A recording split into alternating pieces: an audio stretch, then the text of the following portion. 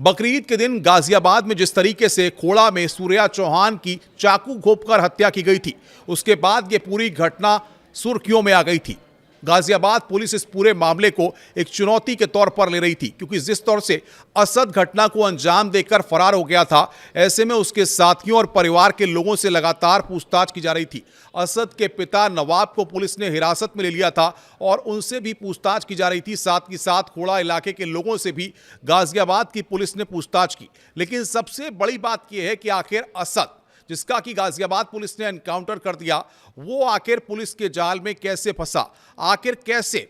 असद ने अपने phone call के जरिए एक कॉल की और वो गाजियाबाद पुलिस के पूरे जाल में फंस गया। पुलिस सूत्रों के हवाले से जो जानकारियां हमें मिली हैं, उन जानकारियों को हम आपको बताने जा रहे हैं, जिससे यह साफ होगा कि आखिर असद तक पुलिस कैसे पहुंची, असद पुलिस के जाल में कैसे फंसा और किस तरीके से असद का एनकाउंटर हुआ। इन तमाम परतों से हम पर्दा उठाने वाले हैं और आखिर बकरीद पर जब घटना को अंजाम दिया असद ने, उसके बाद वो कहां पर गया, किस तरीके से उसने अगले 72 घंटे गुजारे और फिर वो गाजियाबाद क्यों वापस आया, इन तमाम परतों से अब हम पर्दा उठाने वाले हैं। गाजियाबाद पुलिस के सूत्रों के हवाले से जो जानकारियां हमें मिली हैं कि बकरीद के दिन सूर्या चौहान की चाकू घोंपकर हत्या को अंजाम देने के बाद कुछ घंटे तक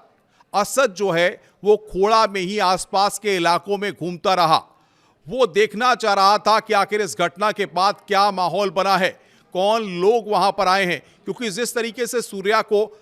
घटना के बाद अस्पताल लेकर जाया गया, असद को यह उम्मीद नहीं थी या ये नहीं पता था कि आखिर ये मामला इतना बड़ा हो जाएगा। लेकिन जिस तरीके से 2 से 3 घंटे तक पुलिस सूत्र बता रहे हैं कि असद खोड़ा इलाके में ही मौजूद रहा था और वहां पर वो तमाम लोगों से जानकारी जुटा रहा था सूर्या के बारे में। और उसके बाद जब ये मामला बढ़ गया, परिवार के लोग और आसपास के लोगों की घर पर भीड़ लग गई। उसके बाद असद वहां से निकला और पब्लिक ट्रांसपोर्ट का इस्तेमाल करते हुए वो फरीदाबाद, हरियाणा और साथ ही साथ दिल्ली के कई इलाकों में अपनी लोकेशन को अगले 72 घंटों में बदलता हुआ दिखाई दिया। आपको बताएं कि वो हरियाणा के फरीदाबाद भी गया, पब्लिक ट्रांसपोर्ट का इस दौरान उसने इस्तेमाल किया और साथ ही साथ लगातार अपनी लोकेशन को बदलता रहा। सबसे बड़ी बात यह है कि घटना को अंजाम देने के बाद असद ने अपने मोबाइल फोन को स्विच ऑफ कर लिया था। लेकिन सबसे महत्वपूर्ण कड़ी यह हुई कि जब असद के पास पैसे खत्म हो गए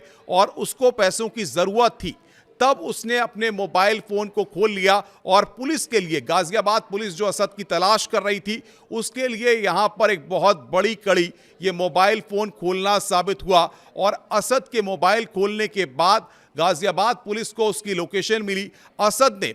आपको बताएं कि अपने फोन से ऑन करने के बाद अपने दोस्त को फोन किया और उससे पैसों की मांग की कि मुझे पैसों की जरूरत है। पुलिस सूत्र बता रहे हैं कि दोस्त को फोन करने के बाद पैसे मांगे गए और उन पैसों को लेने के लिए वो गाजियाबाद आया और पुलिस के बिछाए जाल में वो लगातार फंसता गया। पुलिस लगातार उसकी लोकेशन को ट्रेस कर रही थी, ये पता लगाने की कोशिश कर रही थी कि इन रास्तों से वो आ रहा है, और इसमें लगातार वो फंसता चला गया। और उसके बाद जिस तरीके से पूरे घटनाक्रम में एनकाउंटर हुआ और उसके बाद असद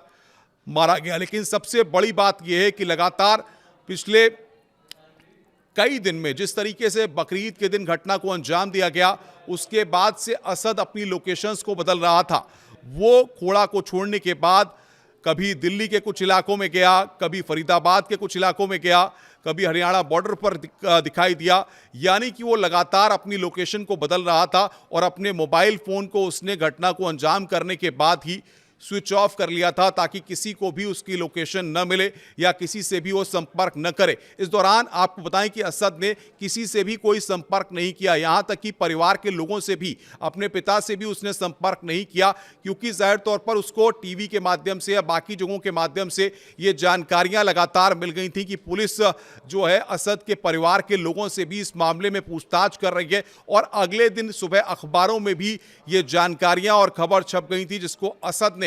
देख लिया था। यानी कि पुलिस सूत्रों के हिसाब से ये सारी जानकारियां, सारी इंफॉर्मेशन आपको बता दें, जब निकलकर सामने आई है तो एक बड़ा खुलासा यहां पर हुआ है कि किस तरीके से गाजियाबाद पुलिस ने असद को एनकाउंटर में ढेर किया और आखिर बकरीद पर जिस तरीके से घटना को अंजाम दिया गया, उसके बाद से लगातार असद लोकेशंस को बदल करके घटना के बाद से कैसे अपना वक्त बिता रहा था। उसको डर था कि पुलिस उस तक पहुंच सकती है, इसलिए अब उसने मोबाइल फ़ोन को शुरुआती वक्त पर नहीं खोला। लेकिन सबसे बड़ी बात यह है कि पब्लिक ट्रांसपोर्ट में जो पैसा उसका खर्च हो रहा था और उसके बाद एक स्थान से दूसरे स्थान पर जो वो जा रहा था, उसके पास पैसे नहीं थे, उसको पैसों की ज़रूरत आन पड़ी थी। और यहीं पर असद सबसे बड़ी चूक कर बैठा और उसके बाद पैसों के लिए उसने गाजियाबाद में ही अपने एक मित्र को फ़ोन किया और उससे पैसे लेने के लिए वो जब पब्लिक ट्रांसपोर्ट के ज़रिए दिल्ली से गाजियाबाद की तरफ आया